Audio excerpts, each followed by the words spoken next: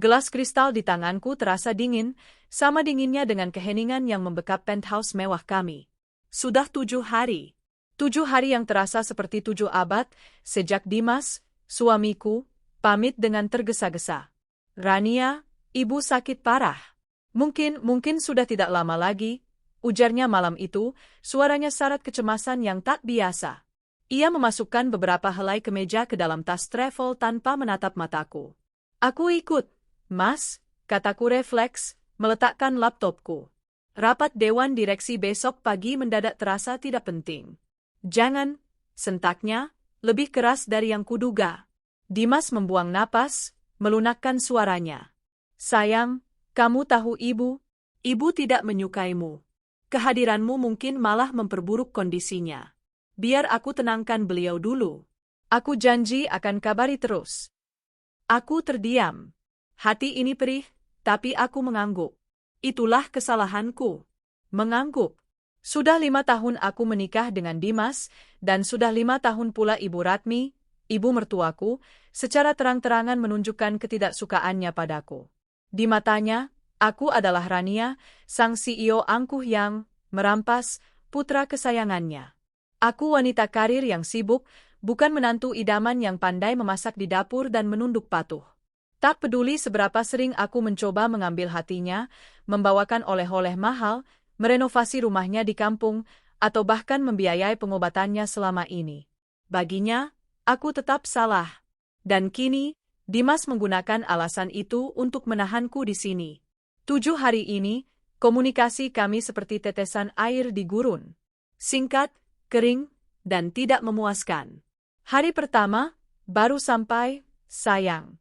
Ibu masih istirahat. Aku capek sekali. Hari ketiga, ibu stabil, tapi belum mau bicara banyak. Hari kelima, maaf, aku sibuk sekali mengurus ibu. Sinyal di sini jelek. Jelek? Sejak kapan? Bukankah aku yang memasang repeater sinyal terbaik di rumahnya setahun lalu? Kecurigaan mulai merayap seperti racun dalam darahku. Dimas bukan tipe pria yang pelit kabar. Dia tahu aku gampang khawatir. Tapi seminggu ini, dia terasa begitu jauh, lebih jauh dari sekadar jarak Jakarta-Bandung. Ponselku bergetar di atas meja marmer. Nama, Sinta, tertera di layar. Sekretaris Dimas. Halo, Sin. Ada apa? Maaf mengganggu, Bu Rania. Suara Sinta terdengar ragu-ragu, seperti biasa. Ini, apa Pak Dimas masih di luar kota? Ya, Bu? Soalnya ada beberapa dokumen penting yang butuh tanda tangan beliau segera. Aku mengernyit. Iya, ibunya sakit parah. Kamu kan tahu. Memangnya Mas Dimas tidak bilang padamu? Bilang, Bu. Sinta terdiam sejenak. Tapi, seminggu ini Pak Dimas sama sekali tidak bisa dihubungi oleh kantor. Biasanya, walaupun cuti, beliau tetap membalas pesan darurat. Ini tidak sama sekali, Bu. Jantungku berdebar sedikit lebih cepat. Mungkin dia fokus sekali mengurus ibunya. Iya, Bu. Suara Sinta terdengar tidak yakin. Oh ya, Bu. Sekali lagi terima kasih banyak ya, Bu. Uang yang ibu dan bapak pinjamkan kemarin sudah saya pakai untuk melunasi hutang orang tua saya.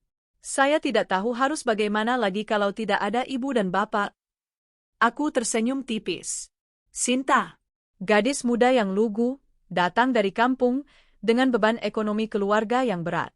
Aku dan Dimas sering membantunya.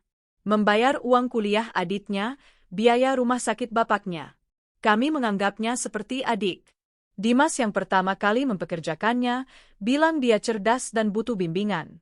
Tidak masalah, Sinta. Fokus saja bekerja. Sampaikan pada teman-teman di kantor, urusan darurat alihkan ke saya dulu, kataku, berusaha terdengar tenang. Baik, Bu. Sekali lagi terima kasih. Semoga ibu mertua ibu cepat sembuh. Telepon ditutup. Keheningan kembali. Tapi kali ini, keheningan itu terasa mengancam. Sesuatu terasa sangat salah. Ibu Ratmi yang katanya sakit parah dan tidak lama lagi, tapi Dimas bilang kondisinya stabil. Dimas yang katanya sibuk mengurus, tapi tidak bisa dihubungi sama sekali, bahkan untuk urusan kantor yang mendesak. Dan Sinta, kenapa aku tiba-tiba teringat cara Dimas memandangnya saat rapat terakhir? Cara Dimas tertawa sedikit terlalu lepas saat Sinta membuat kesalahan kecil yang lucu? Tidak, Rania. Jangan berpikiran buruk. Dia suamimu. Dan Sinta, dia gadis baik-baik yang sudah kamu bantu. Tapi firasat ini semakin kuat, mencekikku. Aku bangkit dari sofa. Tanganku berhenti gemetar. Rasa dingin di hatiku kini berubah menjadi baja. Aku lelah menjadi istri pengertian yang hanya bisa menunggu kabar. Aku lelah diremehkan oleh mertua yang selalu kusayangi. Aku adalah Rania. Aku membangun perusahaan ini dari nol. Aku tidak terbiasa duduk diam dalam ketidaktahuan. Aku meraih kunci mobilku di atas meja. Setiadi, kupanggil sopirku lewat intercom. Siap, Bu. Siapkan mobil. Kita ke Bandung. Sekarang. Aku tidak peduli lagi dengan etika menantu. Aku tidak peduli jika Ibu Ratmi akan mengusirku. Aku hanya perlu melihat dengan mata kepalaku sendiri. Aku harus tahu. Apa yang sebenarnya terjadi di rumah itu? Kenapa suamiku menghilang selama 7 hari dengan alasan ibu yang sakit, sementara firasatku meneriakkan kata, pengkhianatan. Perjalanan 3 jam ke rumah mertuaku terasa seperti selamanya. Hujan mulai turun, membuat jalanan licin dan pandanganku kabur. Tapi tekadku sudah bulat. Saat mobil akhirnya memasuki gapura desa tempat Ibu Ratmi tinggal, jantungku berdebar begitu kencang hingga terasa sakit. Suasana desa terasa berbeda. Lebih ramai. Dari kejauhan, aku melihat sesuatu yang membuat darahku serasa berhenti mengalir. Bukan bendera kuning tanda duka cita. Bukan tenda untuk tahlilan. Di depan rumah bercat hijau sederhana milik mertuaku, yang kini terlihat jauh lebih megah berkat renovasi dariku, berdiri tegak. Janur kuning. Melengkung indah, dihiasi bunga-bunga segar. Tenda besar berwarna putih gading terpasang di halaman, dan alunan musik gamelan terdengar samar-samar. Kakiku lemas. Pak, berhenti, bisikku pada Setiadi. Mobil berhenti sekitar 100 meter dari rumah. Itu rumah ibu bapak, kan, Bu? Tanya Setiadi, bingung. Katanya sakit parah? Aku tidak bisa menjawab. Mataku terpaku pada janur kuning itu. Sakit parah. Janur kuning. Seminggu tidak pulang. Kepingan-kepingan itu berhamburan di kepalaku, lalu menyatu membentuk sebuah gambar yang mengerikan. Sebuah gambar yang mustahil. Tidak. Mungkin salah satu kerabat yang menikah? Mungkin Dimas sedang sibuk membantu? Aku harus memastikannya. Dengan sisa tenaga yang kumiliki, aku membuka pintu mobil. Hujan gerimis membasahi blazer mahal yang kukenakan. Aku berjalan pelan, setiap langkah terasa seperti menginjak bara api. Semakin dekat, alunan musik semakin jelas. Tawa orang-orang terdengar riuh. Aku melihat para tamu undangan yang berpakaian batik rapi, keluar masuk tenda, membawa piring berisi hidangan pesta. Lalu, mataku menangkap pelaminan itu. Sebuah pelaminan mewah dengan dekorasi modern, penuh bunga mawar putih dan emas. Megah. Jauh lebih mewah dari pernikahanku dengan Dimas 5 tahun lalu. Dan di atas pelaminan itu, darahku serasa surut dari wajahku, meninggalkan rasa dingin yang membekukan. Kakiku terpaku di tanah becek. Hujan gerimis yang menerpaku terasa seperti jutaan jarum es, tapi tak sedingin pemandangan di depanku. Di atas pelaminan emas yang mewah itu, duduk suamiku. Dimas. Ia mengenakan beskap pengantin adat Sunda berwarna putih gading, serasi dengan dekorasi. Wajahnya wajah yang kukecup 7 hari lalu dengan cemas, kini terlihat tegang, namun tak bisa menyembunyikan rona bahagia yang dipaksakan. Dan di sampingnya, wanita itu. Sinta. Sekretaris lugu yang sering kuanggap adik. Gadis yang sering menangis di depanku, menceritakan kemalangan keluarganya. Gadis yang kuizinkan masuk ke dalam rumahku, yang kuberi pinjaman uang tanpa bunga, yang sering kumasakkan makan malam saat ia lembur bersama Dimas. Kini ia memakai kebaya yang sama, bermahkota siger yang berkilauan. Riasan di wajahnya mengubahnya dari gadis desa yang polos menjadi seorang ratu. Ratu di atas puing-puing pernikahanku. Maka, menikah. Badanku bergetar hebat. Bukan lagi getaran halus, tapi guncangan yang membuat gigiku bergemeletup. Rasa syok itu begitu kuat, seperti hantaman fisik yang membuatku sulit bernapas. Udara di sekitarku terasa hampa. Aku melihat para tamu undangan. Beberapa dari mereka adalah kerabat jauh Dimas yang aku kenali. Mereka tersenyum, menyalami kedua mempelai, memberikan selamat. Tak ada yang terlihat janggal bagi mereka. Lalu, mataku beralih ke sosok yang berdiri paling dekat dengan pelaminan. Ibu Ratmi, ibu mertuaku. Wanita yang katanya sakit parah. Wanita yang katanya sudah tidak lama lagi. Dia berdiri di sana, mengenakan kebaya brokat berwarna biru safir yang paling mewah yang pernah kulihat. Wajahnya yang biasanya selalu masam setiap kali melihatku, kini berseri-seri.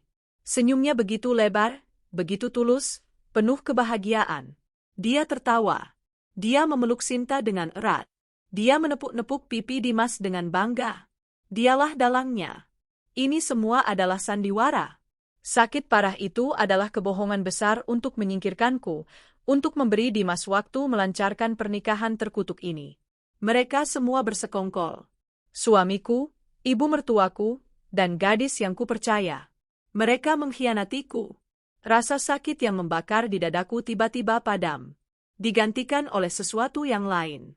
Sesuatu yang dingin, tajam, dan sangat kuat. Getaranku berhenti. Aku bukan Rania yang lemah. Aku adalah Rania Adiwijaya, wanita yang membangun imperium bisnisnya sendiri. Aku tidak akan pingsan. Aku tidak akan menangis di sini. Mereka ingin pesta? Aku akan berikan mereka pertunjukan yang tak akan pernah mereka lupakan. Aku merapikan blazerku yang sedikit basah. Aku menyeka air hujan di wajahku dengan punggung tanganku, memastikan riasanku tidak luntur. Aku menarik napas dalam-dalam, mengumpulkan setiap serpihan harga diriku yang baru saja mereka injak-injak. Lalu, aku melangkah. 1 langkah. 2 langkah. Aku berjalan keluar dari bayang-bayang pohon mangga, memasuki area tenda yang terang benderang. Musik gamelan masih mengalun, tapi langkah kakiku yang mantap di atas lantai kayu yang dipasang di atas rumput mulai menarik perhatian. Satu persatu tamu menoleh. Senyum mereka memudar, digantikan tatapan bingung. Siapa wanita berpenampilan modern dengan blazer mahal dan tatapan mata membunuh ini? MC yang sedang berbicara di mikrofon pun terdiam. Musik gamelan mendadak berhenti. Keheningan yang canggung menyelimuti pesta. Semua mata kini tertuju padaku. Aku terus berjalan. Lurus. Menuju pelaminan. Aku melihat mata Dimas melebar. Wajahnya pucat pasi, seperti baru melihat hantu. Aku melihat Sinta. Senyum di wajahnya luntur. Tangannya yang digenggam Dimas mulai bergetar. Dia mengenaliku. Dan aku melihat Ibu Ratmi. Senyum lebarnya kaku, lalu berubah menjadi seringai marah. Mau apa kamu kesini, Rania? Perusak acara? Teriaknya. Aku berhenti tepat di depan pelaminan. 3 anak tangga memisahkanku dari mereka. Aku menatap mereka satu persatu. Dingin. Perusak acara. Aku tertawa. Tawa yang kering dan tanpa humor, cukup keras untuk didengar semua orang. Bukankah ini acaraku juga? Acara pemakaman pernikahanku. Para tamu mulai berbisik. Rania, aku bisa jelaskan? Dimas tergagap, mulai beranjak dari kursinya. Duduk, bentakku. Suaraku menggema, penuh otoritas. Suara yang biasa kugunakan di ruang rapat dewan. Dimas, secara refleks, kembali terduduk. Aku menatap Ibu Ratmi. Jadi, ini, sakit parahnya, Bu? Selamat, ya. Akting Ibu luar biasa. Mungkin Ibu bisa memenangkan piala citra. Wajah Ibu Ratmi memerah padam. Jaga mulutmu. Kamu tidak diundang. Saya tidak perlu undangan untuk datang ke rumah saya sendiri, Bu. Balasku tajam. Oh, maaf. Maksud saya, rumah yang saya renovasi. Rumah yang tagihan listrik dan airnya masih saya yang bayar. Bisikan para tamu semakin kencang. Rania, kumohon, jangan bikin malu. Pinta Dimas, suaranya gemetar. Malu? Aku menunjuk wajahnya. Kamu bicara soal malu, Dimas? Kamu, suamiku, pria yang pamit untuk merawat ibunya yang sekarat, Ternyata sedang sibuk mempersiapkan pernikahan kedua di belakangku. Aku beralih ke tamu undangan. Suaraku kunyaringkan, jelas dan menusuk. Selamat siang, bapak-bapak, ibu-ibu sekalian. Maaf mengganggu pestanya. Saya perkenalkan diri, nama saya Rania Adiwijaya. Saya adalah istri sah dari pengantin pria di atas panggung itu. Suasana meledak. Pekikan kaget terdengar dari para tamu. Ini fitnah, jerit Sinta, akhirnya menemukan suaranya. Ibu bohong. Bohong? Aku menatapnya. Tatapan yang selama ini kusimpan untuk kompetitor bisnisku. Tatapan menghancurkan. Sinta, kemarin kamu masih menangis padaku, minta pinjaman untuk melunasi hutang orang tuamu. Uang siapa yang kamu pakai? Uangku. Uang istri sah dari pria yang kamu rebut. Kamu yang merebutnya. Sinta berdiri, menunjukku. Kamu wanita sombong yang tidak pernah peduli pada Mas Dimas. Kamu hanya peduli pada perusahaanmu. Mas Dimas butuh wanita yang bisa mengurusnya. Mengurusnya? Aku tertawa lagi. Mengurusnya, atau mengurus hartanya? Kamu pikir dia kaya karena siapa? Kamu pikir kamu bisa duduk di pelaminan mewah ini karena siapa? Aku melangkah naik satu anak tangga. Biar ku beritahu kalian semua, kataku, kembali pada para tamu. Pernikahan ini tidak sah. Pernikahan ini terjadi tanpa izin dariku, istri pertamanya. Pria ini, Dimas, masih terikat pernikahan sah denganku. Kalian semua baru saja menjadi saksi dari sebuah perzinahan massal. Kekacauan pecah. Beberapa tamu berdiri, terlihat jijik. Yang lain mengeluarkan ponsel mereka, mulai merekam. Tutup mulutmu, perempuan gila. Ibu Ratmi maju, hendak mendorongku dari tangga. Aku menangkap pergelangan tangannya. Cengkeramanku kuat. Cukup, Bu. Sandiwara, sakit parahnya sudah selesai. Nikmati kebahagiaan semu ini. Karena ini adalah hari terakhir kalian menikmatinya.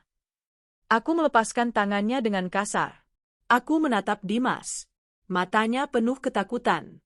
Dimas, kataku, suaraku kini kembali tenang, namun mematikan. Fasilitas mobil mewah yang kamu pakai? Itu atas nama perusahaan. Besok pagi akan ditarik. Aku menatap Sinta. Apartemen yang baru kamu tempati di Jakarta? Selamat, itu hadiah dariku. Tapi kartu aksesmu akan diblokir malam ini juga. Aku menatap Ibu Ratmi. Dan rumah ini, rumah yang katanya ibu tidak sudi kuinjak, tenang saja. Saya tidak akan menginjaknya lagi. Karena mulai besok, rumah ini akan saya sita. Ini jaminan atas hutang putramu di perusahaanku. Tidak, jerit Ibu Ratmi. Rania, aku will. Dimas melompat dari kursi, bersujud di kakiku. Dia memeluk kakiku, menangis. Maafkan aku, Rania. Maafkan aku. Ibu yang memaksaku. Sinta yang menggodaku. Aku cinta sama kamu, Ran. Cuma kamu. Sinta menatap Dimas dengan ngeri. Mas, apa maksudmu, Mas? Aku menatap pria yang menangis di kakiku dengan jijik. Terlambat, Mas. Kalian ingin menikah? Aku menatap mereka bertiga. Silakan. Lanjutkan pestanya. Tapi setelah pesta ini selesai, kalian bertiga resmi menjadi gelandangan. Aku menendang pelan pelukan Dimas dari kakiku. Dan untukmu, Mas, kataku, menatap lurus ke matanya yang berlinang air mata. Nikmati malam pertamamu. Karena besok pagi surat gugatan cerai dan tuntutan penggelapan dana perusahaan akan sampai di, maaf, kalian tidak akan punya alamat lagi, kan? Saat itulah aku mendengarnya. Bruk, suara tubuh jatuh. Ibu Ratmi, wanita yang tadi tersenyum lebar penuh kemenangan, kini tergeletak pingsan di lantai pelaminan. Senyum bahagianya hilang, digantikan wajah pucat pasi. Kali ini, sepertinya dia benar-benar sakit. Dimas dan Sinta menjerit. Para tamu berhamburan. Pesta itu hancur. Aku berdiri tegak di tengah kekacauan yang baru saja kuciptakan. Tidak ada air mata. Hanya ada kelegaan yang dingin. Aku membalikkan badan. Pak Setiadi, Panggilku pada sopirku yang menonton dengan ngeri dari kejauhan. Kita pulang. Aku melangkah pergi, meninggalkan mereka dalam aib dan kehancuran pesta mereka sendiri. Aku tidak menoleh ke belakang. Suara jeritan Sinta, panggilan panik Dimas, dan keriuhan para tamu yang berusaha menolong Ibu Ratmi yang pingsan, semua itu terdengar seperti musik latar yang mengantarkan kepergianku. Pak Setiadi membukakan pintu mobil untukku. Tangannya sedikit gemetar. Langsung kembali ke Jakarta, Pak. Ngebut, perintahku. Suaraku datar, tanpa emosi. Begitu pintu mobil tertutup, memisahkanku dari drama murahan itu, barulah aku membiarkan diriku gemetar. Tapi ini bukan getaran ketakutan atau kesedihan. Ini adalah getaran amarah yang murni. Adrenalin membanjiri tubuhku, menjernihkan pikiranku, membuatnya setajam silet. Mereka pikir aku akan menangis? Hancur? Bersembunyi di kamar? Mereka salah besar. Mereka baru saja membangunkan naga yang tertidur. Aku meraih ponselku. Tanganku tidak lagi bergetar. Aku kini adalah Rania sang CEO. Dingin, penuh perhitungan, dan tak kenal ampun. Telepon pertama kulakukan bahkan sebelum mobil keluar dari gapura desa. Halo, Bagas? Bagas adalah pengacara terbaikku yang menangani semua urusan hukum perusahaanku. Rania? Ada apa? Tumben. Bukannya kamu. Batalkan semua jadwalku besok, potongku. Aku butuh kamu siapkan 2 hal. Pertama, surat gugatan cerai. Segera. Alasan, perzinahan dan penipuan. Tuntut ganti rugi maksimal. Hening sejenak di seberang. Rania, kamu serius? Maksudmu? Dimas? Kedua, lanjutku, mengabaikan keterkejutannya. Siapkan surat somasi dan penyitaan aset atas nama Dimas Pratama. Dia melakukan penggelapan dana perusahaan. Saya akan kirim buktinya nanti. Oh, dan satu lagi. Bekukan semua aset bersama. Saya mau dia keluar dari pernikahan ini hanya dengan baju yang menempel di badannya. Rania, apa yang terjadi? Dia menikah lagi. Tadi. Di Bandung. Dengan sekretarisnya. Tanpa izinku. Aku mendengar Bagas mengumpat pelan. Aku akan siapkan segalanya, Ran. Timku akan bekerja malam ini juga. Kirimkan semua bukti yang kamu punya. Bagus. Para tamu undangan tadi sibuk merekam. Kurasa video, pernikahan haram, suamiku akan viral sebentar lagi. Itu cukup sebagai bukti awal. Aku menutup telepon. Telepon kedua. Heru, Kepala Divisi IT dan Keamanan. Pak Heru, tolong segera blokir semua akses atas nama Dimas Pratama dan Sinta Lestari. Email kantor, server perusahaan, akses ke gedung, dan semua database klien. Sekarang juga. Firewall mereka. Siap, Bu. Segera dilaksanakan. Telepon ketiga. Ratna, Direktur Keuanganku. Ratna, hentikan payroll atas nama Dimas Pratama dan Sinta Lestari. Efektif, kemarin. Saya juga minta kamu hentikan semua fasilitas pembayaran otomatis ke rekening atas nama Ibu Ratmi. Ya, ibunya Dimas. Dan segera lakukan audit internal pada semua proyek yang dipegang Dimas 3 bulan terakhir. Saya curiga ada dana yang bocor. Bocor? Maksud Ibu? Maksud saya, Sinta Lestari. Cek semua aliran dana ke rekeningnya. Vendor fiktif, reimbursement palsu. Apapun. Saya tunggu laporannya besok pagi jam 8 di meja saya. Baik, Bu Rania. Telepon keempat. Leasing mobil. Tarik Mercedes-Benz S-Class hitam, B1 DIM. Posisi terakhir terdeteksi di Bandung. Ya, penarikan paksa atas nama prinsipal. Saya tidak mau tahu.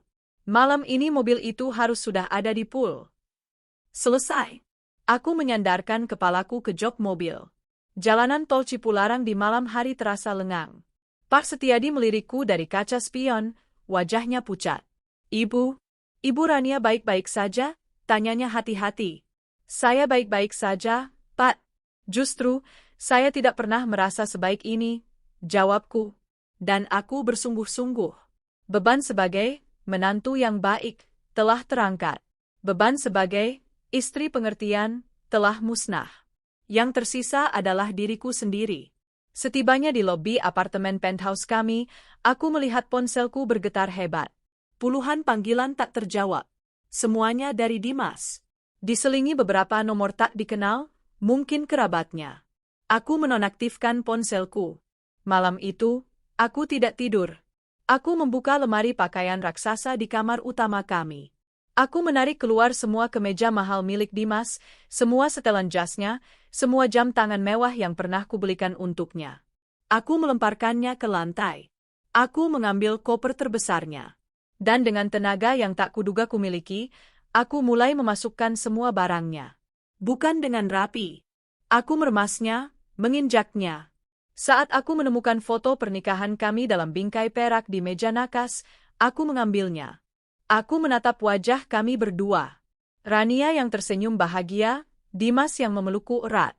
Pembohong, desisku. Prah! Aku membanting bingkai itu ke lantai marmer.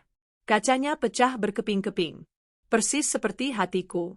Tapi melihatnya hancur justru memberiku kepuasan yang aneh. Aku menyeret koper dan beberapa kantong sampah besar berisi barang-barang Dimas ke depan pintu.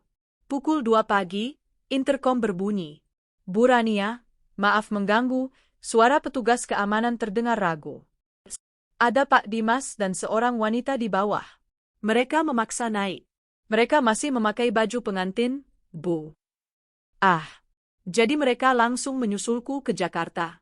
Mereka bukan tamu saya. Mereka tidak punya akses lagi di gedung ini. Usir mereka, kataku dingin. Tapi, Bu, mereka berlutut di lobi. Menangis. Membuat keributan. Tamu lain mulai terganggu. Berlutut. Aku berjalan ke monitor interkom, menekan tombol kamera lobi. Dan di sanalah mereka. Pemandangan yang menyedihkan sekaligus menggelikan. Dimas masih memakai beskapnya, yang kini kotor dan lecek. Dia bersujud di lantai lobi yang mengilap. Di sebelahnya, Sinta, mahkota sigernya sudah miring, riasannya luntur parah oleh air mata, kebayanya kusut. Mereka berdua terlihat seperti sepasang badut yang baru saja gagal tampil. Aku menekan tombol speaker. Suaraku akan menggema di seluruh lobi. Dimas Pratama. Semua aktivitas di lobi berhenti. Dimas dan Sinta mendongak kaget menatap kamera CCTV di sudut ruangan. Dengar baik-baik, suaraku bergema, dingin dan tanpa ampun. Kalian tidak akan pernah lagi menginjakkan kaki di gedung ini. Satpam, jika mereka tidak pergi dalam 1 menit, panggil polisi. Tuduhan, mengganggu ketertiban umum. Ran, sayang, tonggak. Dimas merangkak mendekati kamera. Aku mohon, Ran, aku hilaf. Ibu masuk rumah sakit. Dia kena serangan jantung. Dia butuh biaya, Ran. Oh, serangan jantung, balasku. Semoga kali ini sungguhan. Tapi itu bukan urusanku lagi. Biaya rumah sakit? Minta saja pada istri barumu. Bukankah dia, wanita yang bisa mengurusmu? Bu Rania, kini Sinta yang menjerit, suaranya parau. Saya minta maaf, Bu. Saya mohon, jangan lakukan ini. Saya hamil, Bu. Saya hamil anak Mas Dimas. Hening. Bahkan satpam yang berjaga pun terlihat syok mendengar pengakuan itu. Hamil. Tentu saja. Klise yang sempurna untuk melengkapi drama ini. Pengkhianatan ini ternyata sudah berlangsung jauh lebih lama dari yang kubayangkan. Mereka tidak hanya menikah di belakangku. Mereka sudah menciptakan kehidupan baru. Rasa jijik menjalari tubuhku. Aku menatap kamera, dan aku tahu mereka bisa merasakannya. Hamil, balasku pelan, namun suaraku pasti terdengar jelas. Bagus. Selamat. Itu semakin mempermudah proses perceraian kita, Dimas. Itu bukti perzinahan yang sempurna. Rania, kamu tidak punya hati, teriak Dimas. Hatiku? Aku tertawa. Hatiku sudah kalian cabut dan kalian injak-injak di pelaminan tadi, Dimas. Sekarang, nikmati hidup baru kalian. Mulailah dari nol, seperti yang selalu kalian banggakan tentang cinta sejati. Buktikan. Ran. Aku mematikan interkom. Aku kembali ke walk-in closet. Masih ada beberapa barangnya yang tersisa. Aku mengambil satu botol parfum termahal miliknya, hadiah ulang tahun terakhir dariku. Aku berjalan ke toilet marmerku dan menuangkan seluruh isi botol itu ke dalam lubang kloset. Aromanya menyesakkan. Aroma pengkhianatan. Lalu, aku menekan tombol flush. Matahari bahkan belum sepenuhnya terbit di Jakarta, namun aku sudah duduk di singgasanaku. Bukan di pelaminan palsu, tapi di kursi kulit eksekutif di ruang kantorku, di lantai 30, menghadap kota yang mulai menggeliat. Pukul 7 pagi. Aku tidak tidur sekejap pun. Energi yang mengalir di tubuhku adalah campuran kafein murni dan amarah yang telah mengkristal menjadi tekad. Para karyawan yang datang pagi menatapku dengan campuran rasa takut dan penasaran. Aku tahu videonya pasti sudah beredar di grup-grup WhatsApp kantor. Istri sah labrak pelaminan suami. Biarlah. Biar mereka semua tahu. Jangan pernah main-main denganku. Pukul 7.30, Bagas, pengacaraku, dan Ratna, direktur keuanganku, masuk ke ruanganku. Wajah mereka tegang. Pagi, Burania, sapa Ratna, suaranya hati-hati. Langsung ke intinya, Ratna. Apa yang kamu temukan? Tanyaku, tanpa basa-basi. Ratna meletakkan sebuah map tebal di mejaku. Ibu benar. Kebocorannya parah. Ini bukan sekadar khilaf, Bu. Ini terencana. Ia membuka halaman pertama. Dalam 6 bulan terakhir, Pak Dimas telah menyetujui total 19 info C dari 3 vendor yang berbeda. Vendor ini fiktif. Kami sudah cek alamatnya, hanya ruko kosong. Berapa totalnya? Tanyaku dingin. 780 juta rupiah, 780 juta rupiah, jawab Ratna. Napasku tercekat sejenak. Sebanyak itu, uang perusahaan yang kubangun dengan darah dan keringat. Dan yang terburuk, lanjut Ratna, kami melacak aliran dananya. Ketiga rekening vendor fiktif itu, semuanya mentransfer uangnya ke satu rekening pribadi. Atas nama Sinta Lestari. Jadi, pinjaman yang dia minta sambil menangis itu hanya kedok. Bantuan untuk orang tuanya hanya cerita sedih. Dia dan Dimas diam-diam menguras perusahaanku. Mereka tidak hanya mengkhianati pernikahanku, mereka merampokku. Bagus, desisku. Ini bukan lagi sekadar perceraian. Ini kasus pidana. Aku beralih ke Bagas. Gimana? Bagas mendorong mapnya sendiri ke arahku. Semua sudah berjalan, Ran. Perang sudah dimulai. Pukul 6 pagi tadi, jelas Bagas, timku sudah mendaftarkan gugatan cerai di pengadilan agama. Alasan, perzinahan yang terbukti, videonya viral, ditambah kesaksian Pak Setiadi, dan penelantaran.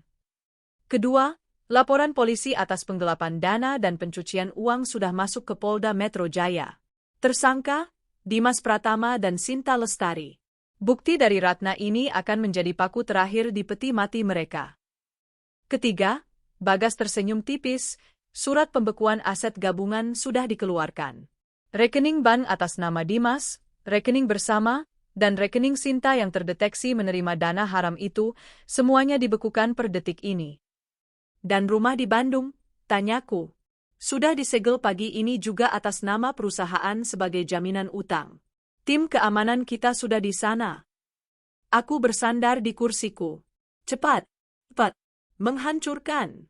Di saat yang sama, di sebuah motel pengap di pinggiran Jakarta. Dimas terbangun di atas sprei berbau apek. Kepalanya berdenyut hebat. Di sampingnya, Sinta masih terisak dalam tidur, kebaya pengantinnya yang mewah kini kotor dan robek di beberapa bagian. Mereka diusir dari lobi penthouseku seperti anjing. Setelah gagal mencoba beberapa hotel mewah, kartu kredit Dimas ditolak di mana-mana, mereka akhirnya menemukan motel murah ini dan membayarnya dengan sisa uang tunai di dompet Sinta. Sialan! Sialan! Dimas mengumpat, melihat ponselnya. Ratusan panggilannya tidak terjawab. Ia mencoba membuka aplikasi mobile bankingnya. Akses ditolak. Silakan hubungi bank Anda. Jantungnya berdebar. Ia mencoba bank lain. Sama. Ia mencoba kartu kreditnya. Diblokir. Ada apa ini? Kenapa semuanya diblokir? Pekitnya panik. Maaf. Sinta terbangun, matanya bengkak. Ibuku telepon semalam. Katanya Ibu Ratmi, beneran kena serangan jantung, Mas. Beliau kritis di Icu. Rumah sakit minta uang muka puluhan juta? Aku tahu. Aku tahu. Aku lagi usaha, bentak Dimas. Sinta meraih ponselnya sendiri. Biar aku coba transfer pakai uang tabunganku, Mas. Uang yang kamu tahu? Ia membuka aplikasi banknya. Matanya membelalak ngeri. Saldo yang kemarin masih berisi ratusan juta rupiah, kini berkedip dengan angka yang menakutkan. 0 rupiah.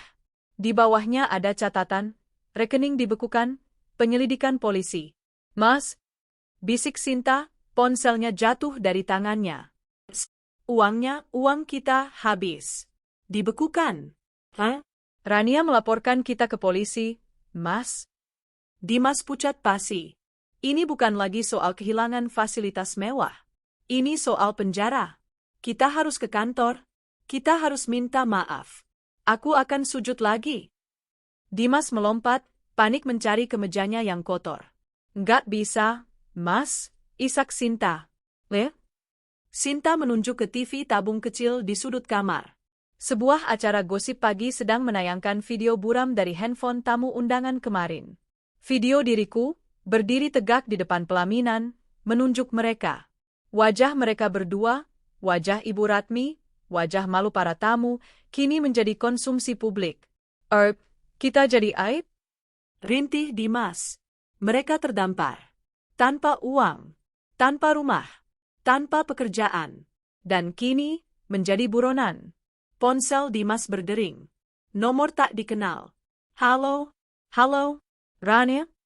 Dengan bapak Dimas Pratama, suara berat di seberang terdengar formal. Kami dari Kepolisian Polda Metro Jaya.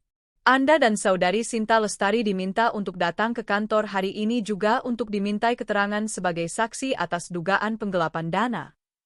Dimas membanting ponsel itu ke dinding. Hancur berkeping-keping. Mereka miskin. Dan kini, mereka diburu. 3 bulan telah berlalu. Di lantai 30 gedung Adiwijaya Tower, Rania Adiwijaya memimpin rapat Dewan Direksi. Ruangan itu terasa lebih lega. Kursi yang dulu diduduki Dimas sebagai direktur operasional kini diisi oleh seorang wanita profesional yang kompeten, hasil rekrutmen ketat yang dipimpin Rania sendiri. Perusahaanku, namaku, aturanku. Data kuartal ketiga menunjukkan peningkatan profit sebesar 22%, kata Rania, suaranya yang tenang dan berwibawa memantul di dinding kaca. Ini adalah hasil restrukturisasi dan efisiensi yang kita lakukan pasca insiden internal. Tak ada yang berani menyebut nama Dimas. Mereka semua tahu apa yang terjadi. Mereka semua melihat Rania, yang dulu mereka anggap sebagai co-owner yang ramah di balik bayang-bayang suaminya, kini menjelma menjadi pemimpin tunggal yang visioner dan tegas. Dia memangkas divisi yang tidak efisien, yang dulu dikelola kroni-kroni Dimas, dan mengalihkan investasi besar-besaran ke teknologi baru. Dia bekerja 18 jam sehari, bukan untuk melupakan sakit hati, tapi karena dia menemukan kembali gairahnya. Gairah membangun sesuatu yang murni miliknya. Proyek baru di Singapura sudah disetujui. Kita akan ekspansi, tutupnya. Ruangan itu bergemuruh dengan tepuk tangan. Rania tersenyum tipis. Ini adalah kebahagiaannya. Bukan tawa palsu di pesta, tapi kepuasan solid dari pencapaian. Dia telah membuktikan. Hidupnya tidak hanya baik-baik saja tanpa Dimas, hidupnya jauh lebih spektakuler. Sementara itu, di belahan lain Jakarta, di sebuah gang sempit di kawasan padat penduduk yang becek dan berbau comberan. Matahari menyengat, menembus atap seng sebuah kamar kontrakan petak berukuran 3x4 meter. Kipas angin kecil berputar lesu, hanya mengedarkan udara panas. Di atas kasur busa tipis yang digelar di lantai, terbaring Ibu Ratmi. Karma telah bekerja dengan cara yang brutal. Serangan jantung hari itu, ditambah syok karena rumahnya disita dan putranya menjadi buronan, telah merenggut separuh fungsi tubuhnya. Dia terkena stroke, mulutnya miring, separuh badannya lumpuh. Wanita yang dulu tersenyum lebar melihat pernikahan haram itu, kini hanya bisa terbaring, mengandalkan belas kasihan orang-orang yang paling dibencinya. Rintihnya, suaranya tidak jelas. Sinta, yang perutnya kini membuncit besar, menghela napas berat. Kehamilannya terasa sulit. Tanpa gizi, tanpa vitamin mahal, tanpa pemeriksaan dokter. Hanya mual dan ketakutan. Iya, Bu. Sebentar, desah Sinta. Dia bangkit dengan susah payah, mengambil air dari galon yang sudah hampir kosong. Wajahnya kusam, rambutnya lepek. Kebaya pengantin dan mahkota siger itu terasa seperti mimpi demam. Sisa-sisa tabungannya dari hasil mengutil di perusahaan Rania sudah lama ludes untuk uang muka kontrakan dan biaya awal rumah sakit Ibu Ratmi, sebelum mereka akhirnya diusir karena tak mampu bayar. Klek, pintu triplek terbuka. Dimas masuk. Pria itu bukan lagi Dimas Pratama yang necis, yang wangi parfum mahal dan memakai setelan impor. Dia adalah pria kurus, dengan mata cekung, berkaos oblong kusam, dan berbau keringat. Dapat kerja, Mas? Tanya Sinta penuh harap. Dapat, seru Dimas. Wajahnya sedikit cerah. Alhamdulillah. Kerja apa, Mas? Kuli angkut di pasar. Lumayan, 50.000 sehari. Cukup buat beli beras, kata Dimas, melempar uang lecek beberapa lembar ke atas meja. Hati Sinta mencelos. 50.000. Dulu, uang segitu hanya cukup untuk membayar parkir valet mereka di mall. Cuma cukup buat beras, Mas. Susu hamilku habis.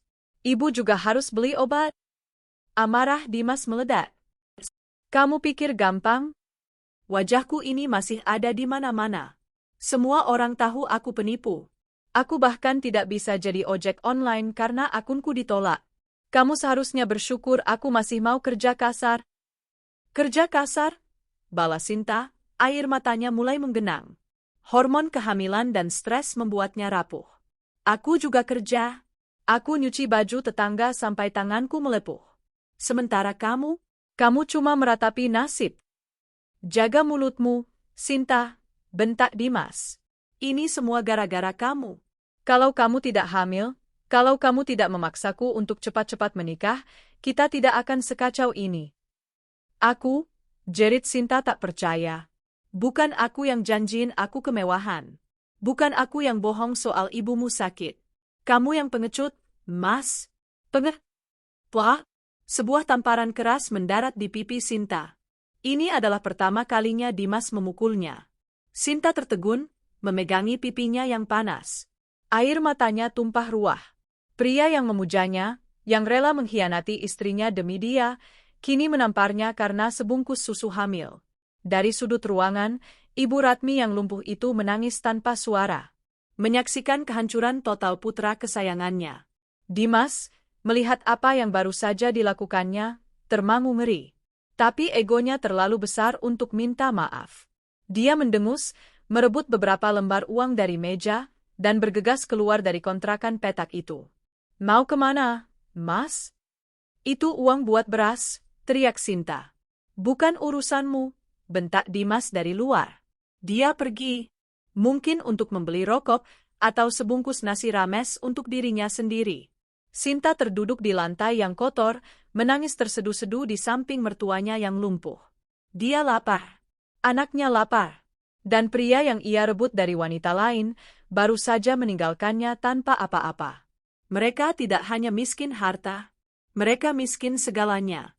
7 bulan sejak hari di pelaminan itu. Di ruanganku yang menghadap Skyline Jakarta, aku sedang meninjau maket 3 dimensi untuk kantor cabang baru kami di Singapura. Proyek ini berjalan lebih cepat dari jadwal. Ponsel di mejaku bergetar. Nama Bagas, pengacaraku, muncul di layar. Bagaimana, Gas? Tanyaku, mataku masih tertuju pada maket. Selamat, Bu Rania. Suara Bagas terdengar profesional, namun ada nada lega di dalamnya. Baru saja ketok palu. Gugatan cerai Anda dikabulkan 100%. Hak asuh, meski tidak ada anak, dan seluruh harta Gonogini jatuh sepenuhnya ke tangan Anda, mengingat terbuktinya perzinahan dan penipuan. Aku memejamkan mata sejenak. Aku menarik napas dalam-dalam, lalu mengembuskannya perlahan. Tidak ada air mata. Tidak ada sorak kemenangan. Hanya kelegaan. Seberat apapun beban 7 bulan terakhir, rasanya seperti sebuah pintu baja yang berat akhirnya tertutup dan terkunci. Aku bebas. Secara hukum, secara emosional, secara finansial. Aku utuh. Bagus, kataku singkat. Kirimkan semua dokumennya ke kantor. Terima kasih atas kerja kerasmu. Aku menutup telepon dan kembali menatap maket di depanku. Mari kita lanjutkan, kataku pada tim arsitek di depanku. Saya mau ada rooftop garden di sisi sebelah barat. Hidupku terus berjalan. Ke depan, ke atas. Di saat yang hampir bersamaan, di sebuah gang sempit yang lebih pengap dan lebih kotor dari sebelumnya. Oh! Suara tangisan bayi itu melengking, mengisi kamar kontrakan 3x4 meter yang kini berbau asam, pesing, dan obat-obatan murah. Tangisan itu tak berhenti. Sudah berjam-jam. Di sudut ruangan, Ibu Ratmi terbaring kurus kering. Matanya yang dulu penuh api, kini hanya menatap kosong ke langit-langit triplek yang bocor. Strokenya tidak membaik. Dia sepenuhnya bergantung pada orang lain untuk sekadar membalikkan badan. Sinta, dengan rambut gimbal dan mata cekung, mencoba menyusui bayi laki-laki mungil di dekapannya. Bayi itu lahir 2 bulan lalu di bidan desa, dengan biaya yang didapat dari menjual satu-satunya perhiasan, cincin kawin palsu yang dibelikan Dimas. Diam, Naim. Rinti Sinta. Tapi bayi itu terus menangis. Dia lapar. Air susu Sinta tidak keluar. Stres, kurang gizi, dan kelelahan kronis telah mengeringkan sumber kehidupan satu-satunya bagi anaknya. Dia lapar, Sinta, geram Dimas dari pintu. Dia baru saja pulang. Bukan lagi kuli angkut.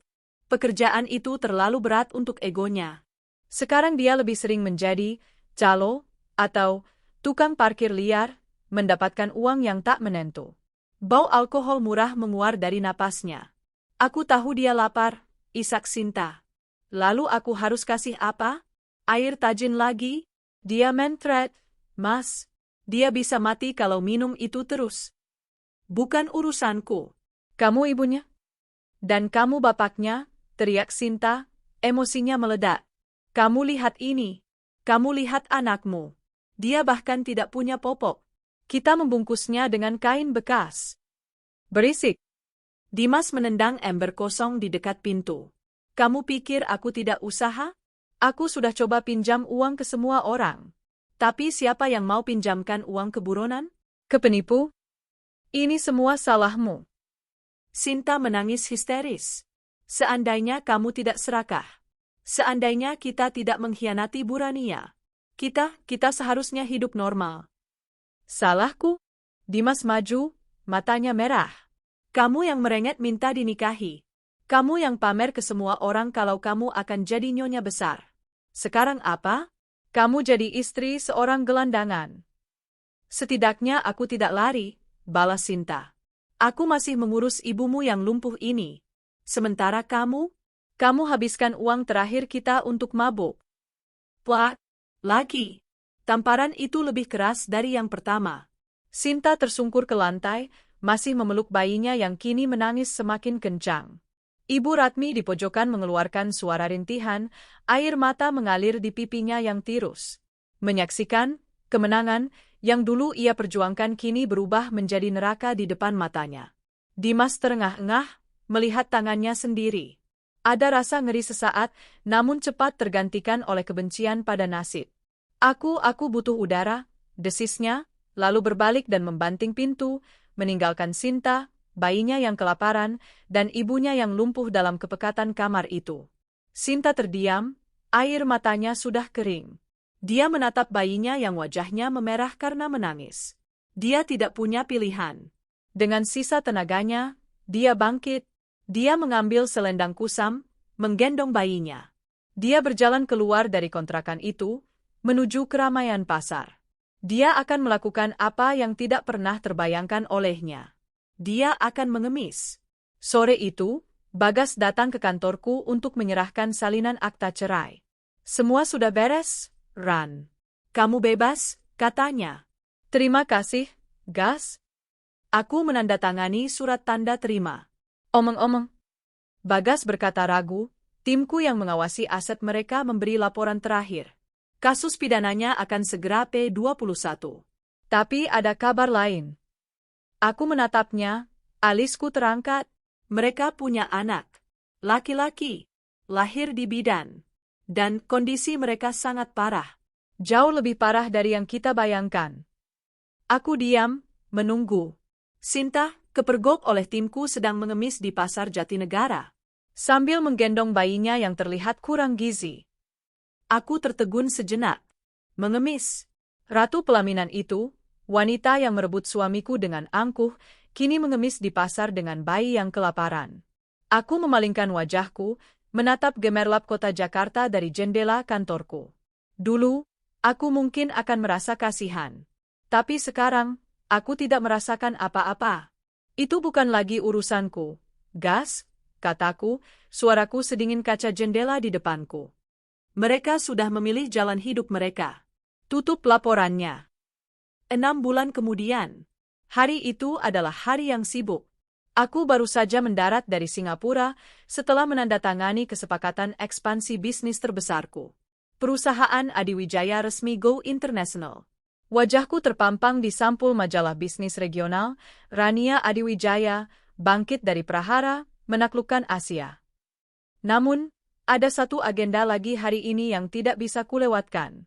Aku mengganti pakaian bisnisku pun dengan power suit berwarna hitam yang elegan. Sederhana, namun memancarkan otoritas. Pak Setiadi mengantarku, bukan ke kantor, tapi ke Pengadilan Negeri Jakarta Pusat. Suasananya panas dan pengap. Berbeda jauh dari ruang sidang perceraianku yang tertutup. Puluhan wartawan dan infotainment sudah menunggu di lobi. Mereka tahu. Ini adalah sidang vonis, pasangan pengantin viral yang menipu. Aku masuk melalui pintu samping, dikawal oleh Bagas dan 2 bodyguard. Saat aku memasuki ruang sidang, semua mata tertuju padaku. Aku mengabaikan mereka. Aku duduk di kursi saksi pelapor. Lalu, mataku tertuju pada kursi pesakitan. Jantungku tidak berdebar. Aku tidak merasakan apa-apa. Di sanalah mereka. Dimas, mantan suamiku. Dia kurus kering, mengenakan kemeja batik pudar pinjaman dari rumah tahanan. Wajahnya yang dulu tampan kini kusam, dengan janggut tak terurus. Tangannya diborgol. Di sebelahnya, Sinta. Dia tidak lagi menggendong bayinya. Sesuai aturan, bayinya dititipkan di ruang laktasi pengadilan. Dia mengenakan kerudung berantakan, wajahnya pucat dan sembab karena menangis berbulan-bulan di sel. Mereka terlihat seperti 2 orang asing yang kalah. Hakim ketua memulai sidang. Beliau membacakan dakwaan yang sudah tak asing lagi, penggelapan dana, pencucian uang, pemalsuan dokumen. Ratna, direktur keuanganku, memberikan kesaksian yang tenang dan metodis. Dia menjabarkan aliran dana, info fiktif, dan bukti transfer ke rekening Sinta. Semua bukti itu tak terbantahkan. Pengacara pro bono yang ditunjuk negara untuk membela mereka terlihat pasrah. Tidak ada yang bisa dia bantah. Apakah terdakwa ingin menyampaikan sesuatu sebelum vonis dibacakan? Tanya hakim. Dimas berdiri. Tangannya yang diborgol gemetar. Dia tidak menatap hakim. Dia menatapku. Rana? Suaranya serak. Aku tahu aku salah. Aku mohon, Ran, cabut tuntutanmu. Demi masa lalu kita. Demi anakku. Hakim membenturkan palunya. Bicara pada saya. Bukan pada saksi pelapor. Dimas tersentak. Kini Sinta yang berdiri, menangis terseduh-seduh. Yang mulia, saya mohon, jangan hukum saya. Anak saya masih bayi. Dia butuh ibunya. Saya hilaf, yang mulia. Saya dibutakan oleh cinta. Saya janji akan kembalikan semua uangnya. Hakim menatapnya dengan dingin. Kembalikan? Dengan apa? Anda sudah tidak punya apa-apa. Semua aset hasil kejahatan sudah disita negara. Burannya? Sinta berlutut di lantai, mengabaikan teguran hakim. Bu, ibu wanita baik. Tolong saya, Bu. Saya mohon, kasihani anak saya. Dia tidak salah. Aku menatapnya. Wanita yang dulu menatapku angku di pelaminan, kini bersujud di lantai pengadilan yang kotor. Aku berdiri saat diminta memberikan pernyataan akhir. Yang mulia, kataku, suaraku tenang dan jelas, menggema di seluruh ruangan. Mereka tidak hanya mencuri uang saya. Mereka mencuri kepercayaan saya. Mereka merencanakan kejahatan ini saat mereka masih bekerja untuk saya. Saat saya masih membantu mereka. Aku menatap Sinta. Saat dia menangis minta bantuan untuk orang tuanya, dia sedang menertawaiku di belakang. Saat dia bilang dia hamil, aku berhenti sejenak, dia sudah merencanakan untuk menghancurkan rumah tanggaku dan mengambil alih hidupku. Saya di sini bukan untuk balas dendam pribadi, Yang Mulia. Saya di sini sebagai pimpinan perusahaan yang dirugikan. Saya menuntut keadilan. Agar tidak ada lagi Sinta atau Dimas lain yang merasa bisa menghancurkan hidup orang lain tanpa konsekuensi. Aku kembali duduk. Hakim ketua mengetukkan palu. Setelah menimbang semua bukti, terdakwa Dimas Pratama terbukti secara sah dan meyakinkan melakukan tindak pidana penggelapan dan pencucian uang. Menjatuhkan hukuman 7 tahun penjara. Terdakwa Sinta Lestari terbukti turut serta membantu kejahatan. Menjatuhkan hukuman 3 tahun penjara. Tok, tok, tok. Palu itu terasa seperti paku terakhir di peti mati mereka. Sinta menjerit histeris. Anakku. Anakku bagaimana? Dimas mengamuk. Dia mencoba menerjang meja hakim. Dasar hakim tidak adil. Rania, kamu iblis. Kamu yang menghancurkan kami. Petugas keamanan segera membekuk mereka. Aku berdiri dan berjalan keluar, dikawal ketat. Kekacauan itu adalah musik di telingaku. Di luar, para wartawan menyerbuku. Bu Rania, apa Anda puas? Bu Rania, tanggapan Anda atas vonis ini? Aku berhenti sejenak, melepas kacamata hitamku. Aku menatap lurus ke kamera. Saya tidak puas, kataku. Para wartawan terkejut. Saya akan puas jika mereka mengembalikan setiap rupiah yang mereka curi. Tapi karena itu tidak mungkin, maka biarlah ini menjadi pelajaran. Bahwa pengkhianatan selalu ada harganya. Aku memakai kembali kacamataku dan masuk ke dalam mobil mewahku. Di layar TV kecil di dalam mobil, aku melihat liputan live. Dimas dan Sinta digiring ke mobil tahanan. Mereka mengenakan rompi oranye. Sinta pingsan saat seorang petugas dinas sosial mengambil bayinya dari ruang laktasi. Kita kemana, Bu? Tanya Pak Setiadi. Ke kantor, jawabku. Kita punya perusahaan baru untuk diluncurkan. Malam itu, berita tentang vonis mereka menjadi headline nasional. Aib mereka kini abadi. 4 tahun berlalu. Waktu adalah penyembuh yang aneh. Dia tidak menghapus luka, tapi dia memoles bekas lukanya, mengubahnya dari robekan yang menganga menjadi garis perak yang mengingatkanmu seberapa kuat kamu telah bertahan. Aku berdiri di depan jendela kaca floor to ceiling di penthouse baruku. Yang ini jauh lebih besar, di puncak gedung tertinggi di ibu kota, dan kubeli tunai dengan namaku sendiri. Kota Jakarta terbentang di bawahku seperti permadani permata yang berkilauan. Di tanganku bukan lagi gelas anggur yang dingin, tapi secangkir teh chamomile hangat. Aku telah berubah. Perusahaan Adiwijaya, yang kini dikenal sebagai Rania Adiwijaya Group, telah menjadi raksasa di Asia Tenggara. Aku tidak lagi bekerja 18 jam sehari untuk membuktikan sesuatu. Aku bekerja karena aku mencintainya. Aku bekerja karena aku membangun warisan. Di atas meja mahoni di belakangku, tergeletak draft final untuk proyek terbaruku. Yayasan Pelita Bangsa, sebuah yayasan amal yang berfokus pada panti asuhan dan pendidikan anak-anak terlantar. Ponselku berdering pelan. Panggilan terjadwal dari Bagas. Pagi, Ran, sapanya. Nada bicaranya kini santai, seperti seorang sahabat lama. Pagi, Gas. Ada kabar? Beberapa kabar. Kabar pertama, Sinta Lestari bebas murni hari ini. Dia sudah menyelesaikan 3 tahun masa hukumannya, dipotong remisi. Aku terdiam sejenak. Oke. Apakah dia membuat masalah? Tidak. Dia keluar dengan tenang. Tapi, Bagas berdeham, tim kita memantaunya, sesuai permintaanmu. Dia langsung pergi ke kantor dinas sosial. Dia ingin mengambil anaknya, tebakku. Tepat, dan dia gagal total. Di sebuah kantor pemerintah yang panas dan penuh sesak. Sinta, yang kini berusia akhir 20-an namun terlihat seperti wanita 40-an, duduk di kursi plastik. Pakaiannya adalah pakaian bekas layak pakai yang diberikan oleh lapas. Dia kurus, dan matanya yang dulu genit kini kosong. Tidak bisa, Bu Sinta, kata petugas itu dengan nada bosan. Anda tidak punya pekerjaan tetap. Anda tidak punya tempat tinggal yang layak. Anda mantan narapidana. Secara hukum, Anda tidak memenuhi syarat untuk mengasuh anak.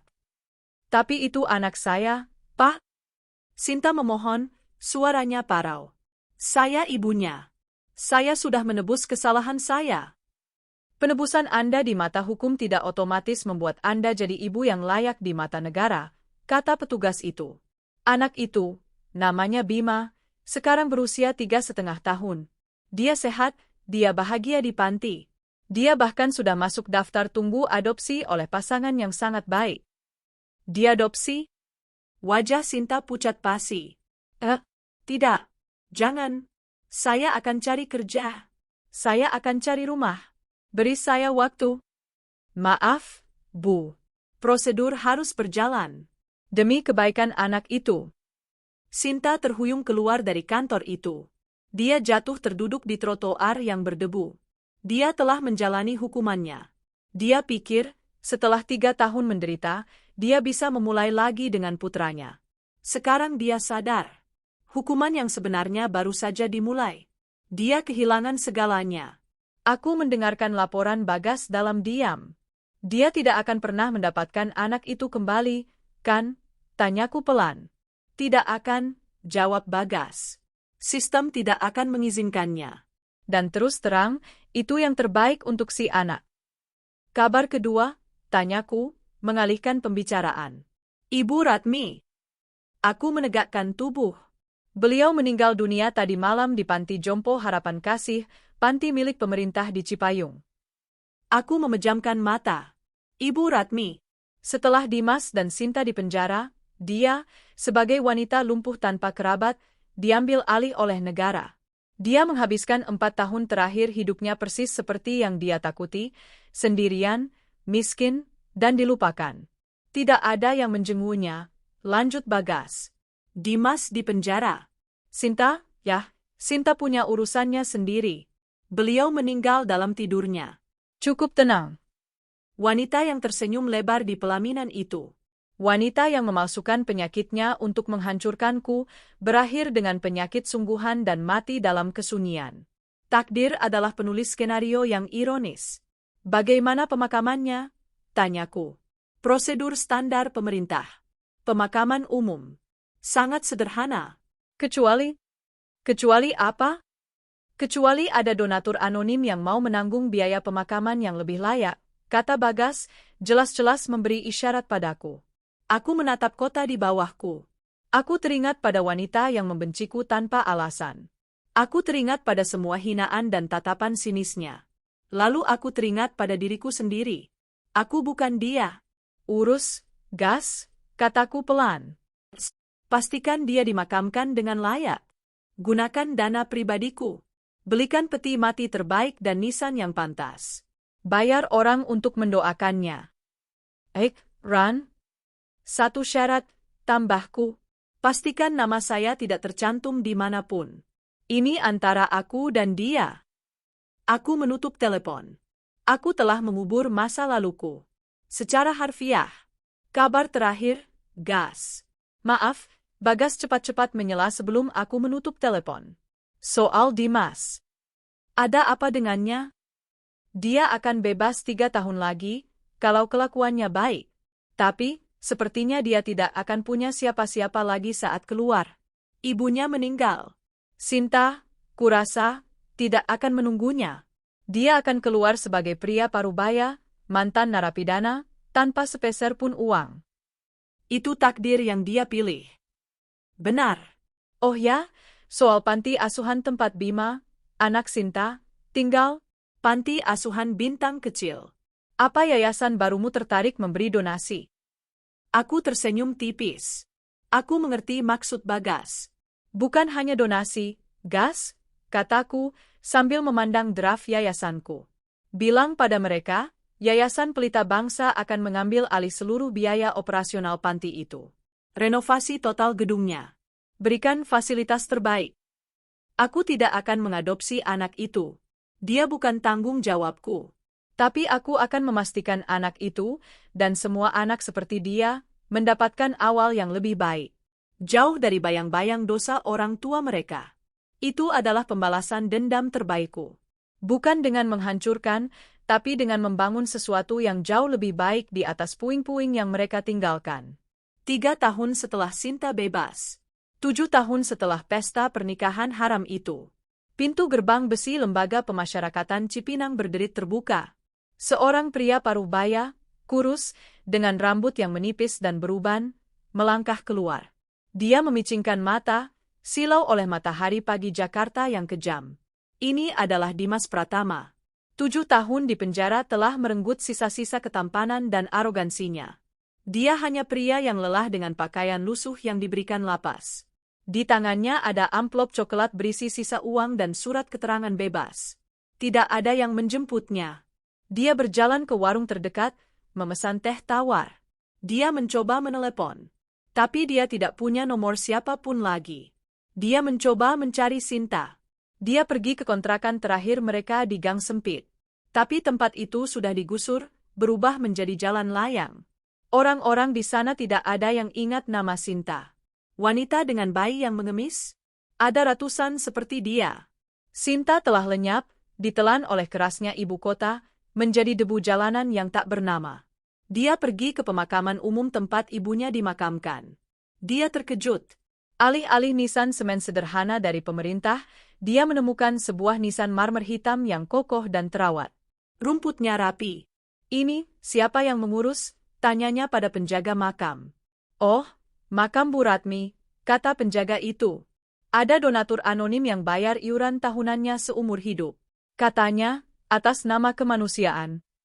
Entah siapa. Dimas terduduk di samping nisan ibunya. Untuk pertama kali, dia tidak merasakan amarah atau menyalahkan orang lain. Dia hanya merasakan kehampaan yang luar biasa. Bahkan dalam kematian ibunya, orang yang paling membencinya, Rania, justru yang memberinya kehormatan.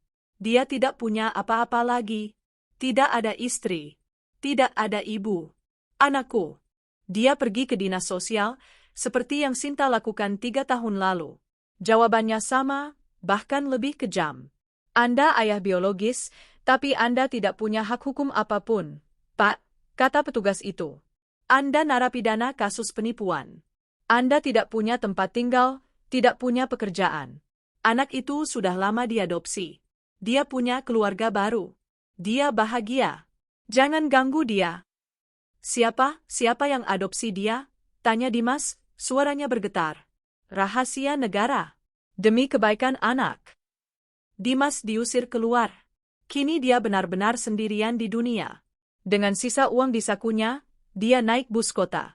Entah kemana. Kakinya membawanya ke tempat yang familiar. Kawasan bisnis. Dia berdiri di seberang jalan, menatap gedung yang dulu menjadi miliknya. Tapi namanya sudah tidak ada. Yang ada hanyalah plakat perunggu raksasa berkilauan, Rania Adiwijaya Group. Gedung itu menjulang tinggi, sombong, berkilauan di bawah sinar matahari. Jauh lebih besar dan megah dari yang dia ingat. Sebuah sedan hitam mewah yang belum pernah dia lihat, mungkin Rolls-Royce, berhenti di lobi utama. Seorang chauffeur membukakan pintu. Seorang wanita melangkah keluar. Dimas menahan napas. Rania. Dia tidak menua sehari pun. Dia tampak bersinar. Mengenakan gaun shift dress berwarna royal blue, dia terlihat tenang, berkuasa, dan sangat bahagia. Dia tertawa, berbicara dengan seorang pria tampan berjas yang melangkah keluar dari sisi lain mobil. Pria itu menggandeng tangannya dengan mesra. Mereka terlihat serasi. 2 orang yang berada di puncak dunia. Seolah merasakan ada yang mengamati, Rania menoleh. Matanya bertemu dengan mata Dimas di seberang jalan. Hanya sedetik. Dimas membeku. Dia berharap melihat kemarahan, kebencian, kemenangan, apa saja. Tapi yang dia lihat adalah hal terburuk. Rania menatapnya tanpa ekspresi. Seolah-olah dia sedang melihat orang asing. Sehelai sampah di pinggir jalan. Tidak penting. Dia tidak tersenyum. Dia tidak marah. Dia hanya memalingkan wajahnya. Dia menggamit lengan pria di sampingnya, tertawa lagi mendengar sesuatu yang dikatakan pria itu, dan melangkah masuk ke dalam lobi marmer gedungnya yang megah. Bagi Rania, Dimas Pratama bahkan tidak layak untuk dikenali. Dimas tersungkur di trotoar. Bukan karena lemah fisik, tapi karena jiwanya hancur. Saat itulah dia sadar. Dia tidak hanya kehilangan uang, rumah, atau keluarga.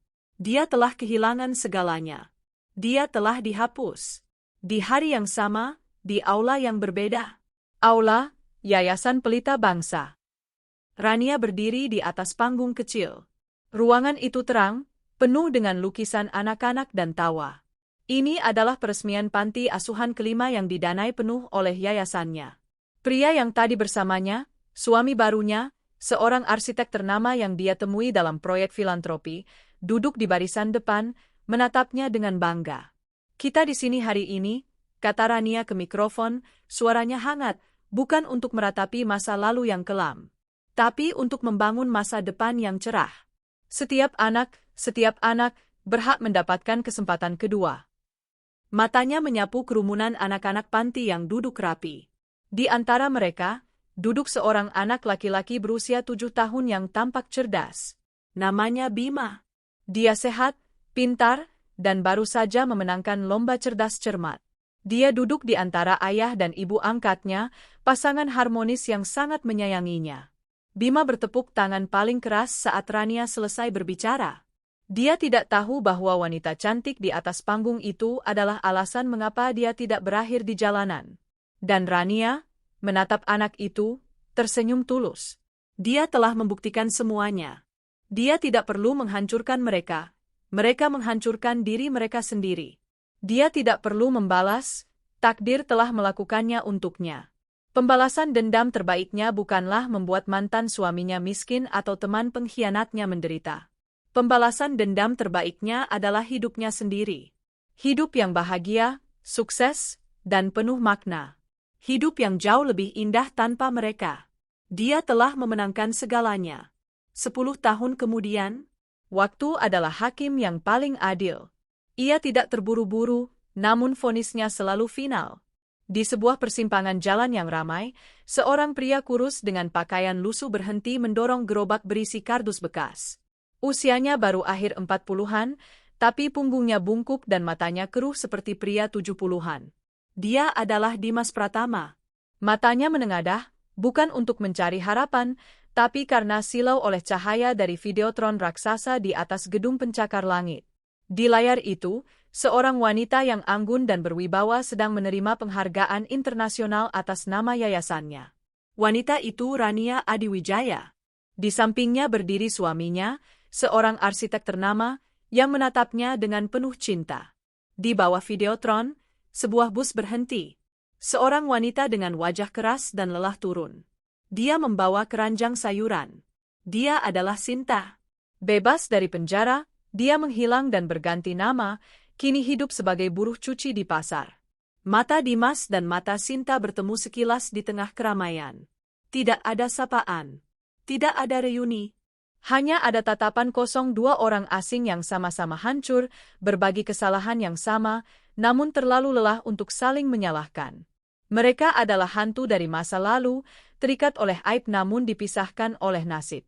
Sinta bergegas pergi, menunduk, menghilang di antara kerumunan. Dimas kembali meraih gerobaknya. Dia harus mengejar setoran. Jauh dari persimpangan yang berdebu itu, di sebuah taman yang rimbun di halaman sebuah panti asuhan modern, Panti Asuhan Pelita Bangsa. Rania sedang duduk di bangku taman. Dia tidak lagi semuda dulu, tapi aura kebahagiaan membuatnya tampak bercahaya. Dia sedang membaca buku cerita untuk seorang gadis kecil, putri adopsinya bersama suami barunya. Lalu, sang ratu membangun kembali istananya. "Bu?" tanya gadis kecil itu. Rania tersenyum, menutup buku itu. Dia membangun sesuatu yang lebih baik, sayang. Dia membangun sebuah taman. Istana bisa hancur, tapi taman akan selalu tumbuh kembali. Dari kejauhan, seorang pemuda jangkung dan cerdas, tampak berusia 17 tahun, berlari menghampirinya. Dia baru saja pulang dari sekolah menengah atas terbaik di kota dengan beasiswa penuh. "Bu Rania," panggilnya, sedikit terengah. "Saya diterima. Saya dapat beasiswa penuh di universitas." Rania berdiri dan memeluk pemuda itu. Bima, ibu tahu kamu bisa. Bima, anak biologis Dimas dan Sinta, tumbuh menjadi pemuda yang cemerlang. Dia tidak pernah tahu siapa orang tua kandungnya, dia hanya tahu bahwa Bu Rania adalah malaikat pelindungnya, mentornya, dan penyandang dana pendidikannya. Rania menatap Bima, yang matanya penuh harapan dan masa depan. Dia tidak lagi memikirkan pengkhianatan itu. Dia tidak ingat lagi rasa sakit di pelaminan itu. Dia melihat Bima, anak yang lahir dari pengkhianatan terbesar dalam hidupnya. Dan di tangannya, anak itu tidak menjadi kutukan. Anak itu menjadi berkat. Rania telah mengubah abu dari pernikahannya yang terbakar menjadi tanah yang subur. Dan di atasnya, dia menanam kebun baru yang jauh lebih indah. Dia tidak hanya memenangkan perang. Dia menemukan kedamaian. Dan itulah kemenangan yang sejati.